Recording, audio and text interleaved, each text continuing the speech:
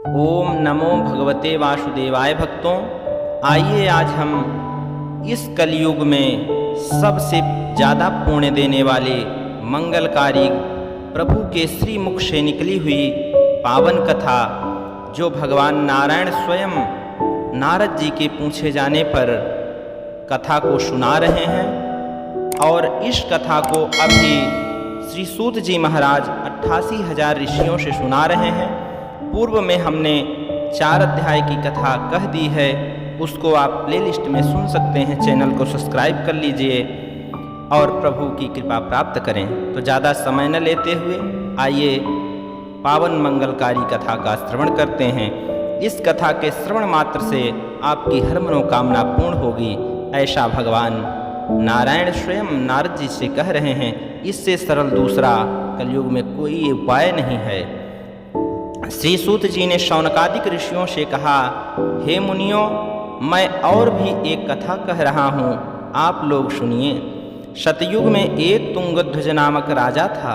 वह अपनी प्रजा को पुत्र के समान मानता था भक्तों, और उनके पालन में हमेशा तत्पर रहता था। इस प्रकार का प्रजा पालक राजा भी एक बार स्वामी सत्यनारायण विष्णु भगवान का प्रसाद त्याग देने के कारण महान दुख प्राप्त किया था। एक बार वह राजा वन में आखेट के लिए गया और बहुत प्रकार के बनेले पशुओं का संहार किया। इसके बाद वह घर की ओर प्रस्थान किया। राजा ने मार्ग में देखा कि एक बट वृक्ष के नीचे, बरगद के पेड़ के नीचे कुछ ग्वाले गाय चराने वाले वहाँ अपने बंधु बांधवों के सहित श्रद्धापूर्वक स्वामी सत्यनारायण विष्णु भगवान का पूजन कर रहे हैं। इस प्रकार देख राजा अभिमानवश ना उस स्थान में गया, ना उस स्थान में मस्तक को ही झुकाया। भक्तों, प्रभु को प्रणाम मात्र कर लेने से हमारे मन के अहंकार नष्ट हो जाते हैं, ऐसा शास्त्रों में बताया गया है। राजा ने ऐसा नहीं किया। भक्तों, तो जो ग्वाले थे पूजन समाप्त किया और प्रसाद लाकर राजा के पास दे दिया। राजा ने सत्यनारायण का प्रसाद त्याग दिया और उसको बिना ग्रहण किए ही वो अपने राज्य के लिए प्रस्थान कर दिया। भक्तों, चल दिया। और राजा जैसे ही उस प्रसाद को त्याग कर अपने राज्य के लिए आया तो अत्यंत दुख प्राप्त हुआ राजा को। उसके 100 पुत्र थे, वो सब मृत्यु को प्राप्त हो गए। उनका धन धान्य सब नष्ट हो गया। तब राजा अपने मन में सोचने लगा कि कहीं ऐसा तो नहीं कि मैंने प्रसाद को त्याग दिया है, इसी कारण से हमारी ऐसी दशा हो रही है, क्योंकि और किसी में इतना सामर्थ्य नहीं है कि जो ऐसा कर सके।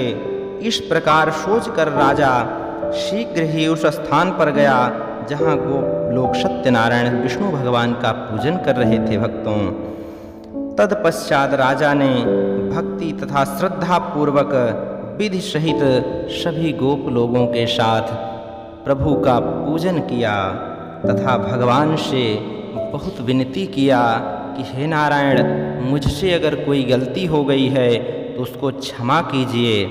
सत्यनारायण की कृपा से राजा को पुत्र तथा धन धान्य पुनः प्राप्त हो गया। भक्तों, जो भी भक्त भाव के साथ अगर इस कथा का श्रवण करेंगे तो ऐसा भगवान कह रहे हैं, उसके समस्त मनोकामनाएं पूर्ण हो जाएंगी, समस्त बाधाएं टल जाएंगी। जैसा वह चाह रहा है वो सब कुछ प्राप्त करेगा इस कलयुग में। सूत जी महाराज बोले, हे ऋषियों, जो मनुष्य सत्यनारायण स्वामी का इस परम दुर्लभ व्रत को और कथा को करता है, उसके समस्त मनोरथ सिद्ध हो जाते हैं। इस कथा का श्रवण करने वाला हर सुखों को प्राप्त कर लेता है। वह सत्यनारायण के प्रसाद से धन धान्य सब कुछ प्राप्त कर लेता है, पुत्र प्राप्त कर लेता है। जो निर्धन मनुष्य है वह धनवान हो जाता है, तथा जो किसी बंधन में पड़ा है उसका बंधन छूट जाता है। और जो मनुष्य भय में पड़ा है वो भय से मुक्त हो जाता है, इसमें संदेह नहीं है। और सत्यनारायण स्वामी के प्रसाद से मनुष्य इस लोक में वांछित फल भोगकर अंत में वैकुंठ लोक को जाते हैं और स्वर्ग सुख को प्राप्त करते हैं। हे ऋषियों, इस प्रकार जो सत्यनारायण स्वामी के व्रत को आप लोगों से कहा है, उसे करने वाले मनुष्य संसार सागर के दुखों से मुक्त हो जाते हैं और विशेषकर कलयुग में इतना फल देने वाला कोई दूसरा व्रत और कथा नहीं है। ऐसा भगवान नारायण ने नारद जी से कहा है। नारद जी के पूछे जाने पर कि सबसे ज़्यादा फल देने वाला कलयुग में कौन सा व्रत, कौन सी कथा है, उसका उत्तर देते हुए ऐसा नारायण स्वयं नारद जी से कह रहे हैं। ऐसे वांछित फल देने वाले प्रभु को कोई काल कहता है, कोई ईश्वर कहता है, कोई सत्यनारायण कहता है तथा कोई सत्यदेव कहता है। यही सत्यनारायण प्रभु अनेक प्रकार का रूप धारण करके पृथ्वी पर मनुष्यों का मनोरथ पूर्ण करते हैं तथा इस कलयुग में यही सनातन विष्णु का रूप धारण करके सभी की इच्छाओं को पूर्ण करेंगे। सूत जी कहते हैं, हे मुनियों, जो मनुष्य इस कथा का श्रवण मात्र कर लेगा वह सत्यदेव के प्रसाद से पापों से मुक्त हो जाएगा। हे मुनियों, जिन्होंने पूर्व जन्म में स्वामी सत्यनारायण का व्रत और पूजन किया था, कथा का श्रवण किया था, उनके दूसरे जन्म का हाल कह रहा हूँ, आप लोग ध्यान से सुने। शतानंद जो महान विद्वान थे, दूसरे जन्म में सुदामा नाम के ब्राह्मण हुए और भगवान श्री कृष्ण की भक्ति करके मोक्ष को प्राप्त किया। भक्तों, भील लकड़हारा दूसरे जन्म में निषाद हुआ और श्री रामचंद्र जी को गंगा पार उतार कर उनकी कृपा से स्वयं भव सागर से पार हो गया। और उल्कामुख राजा दूसरे जन्म में महाराज दशरथ हुए, जो भगवान श्री रंगनाथ का पूजन करके मोक्ष को प्राप्त हुए। और साधु वैश्य जो बनिया था, वो भी दूसरे जन्म में धार्मिक तथा सत्य शांध्य मोरध्वज राजा हुआ। वह बहुत ही सत्यवादी और धार्मिक हुआ दूसरे जन्म में। पहले जन्म में आपने कथा में सुना था कि वो बार बार भगवान का पूजन करना टाल दे रहा था, जिसके कारण उसको कितना कष्ट प्राप्त हुआ है।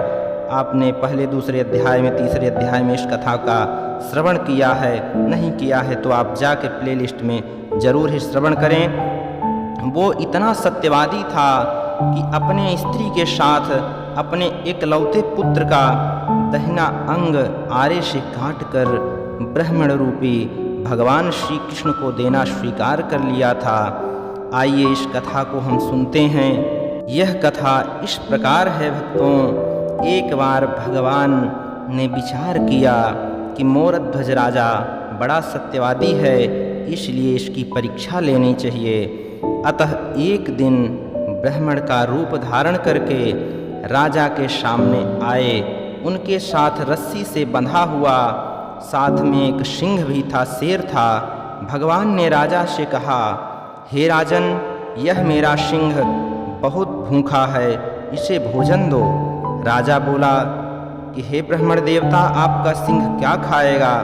भगवान रूपी ब्राह्मण बोले, तुम्हारे इकलौते पुत्र के दाहिने अंग का मांस खाएगा, और साथ में शर्त यह है कि तुम और तुम्हारी स्त्री आरा से काटें और किसी को आंसू न बहे। राजा ने कहा, हे ब्राह्मण देवता, मैं शर्त के सहित अपने पुत्र का मांस देने के लिए तैयार हूँ भक्तों। अंत में राजा ने वैसा ही किया जैसा ब्राह्मण रूपी भगवान चाहते थे, परंतु आरे से चीरते समय लड़के की बाईं आंख से आंसू निकल आया। ब्राह्मण रूपी भगवान बोले, आंसू आ गया, अब नहीं खाएगा। तब लड़के ने कहा कि खाना तो दाहिना अंग है, खाएगा क्यों नहीं? बाएं अंग को तो इस बात का दुख हो रहा है कि क्या वह कोई ऐसा पाप कर दिया है कि उसको ब्राह्मण के द्वारा नहीं ग्रहण किया जा रहा है, नहीं मांगा जा रहा है, इसलिए इसको दुख हो रहा है और आंसू आ रहा है। ऐसा सुनकर ब्राह्मण रूपी भगवान कृष्ण बहुत प्रसन्न हुए और राजा को बैकुंठ पूरे परिवार के सहित बैकुंठ धाम दे दिया कि यहाँ पर आप नहीं रहिए, आपके लिए मेरा धाम है, आप वहाँ निवास करें। और तुंगध्वज राजा दूसरे जन्म में स्वयंभुव मन हुए, वह संपूर्ण भागवत की कथा का श्रवण करके मोक्ष को प्राप्त हुए। भक्तों, इस तरह से इस कथा का जो श्रवण किए उनका दूसरे जन्म में क्या हुआ आप स्वयं कथा में सुने। इत स्कंध पुराणे रेवाखांडे श्री सत्यनारायण व्रत कथायाम पंचमो अध्याय। बोलो वृंदावन बिहारी लाल की जय। भक्तों, ये 5वां अध्याय समाप्त हो गया। इस तरह से परम मंगलकारी कथा है। अगर कथा आपको अच्छी लगी है तो आप चैनल को सब्सक्राइब करें, लाइक करें और शेयर करें। कमेंट में ओम नमो भगवते वासुदेवाय ज़रूर लिखें। और कोई आपका सुझाव है तो वो भी ज़रूर कमेंट में लिखें, मुझे बहुत खुशी होगी।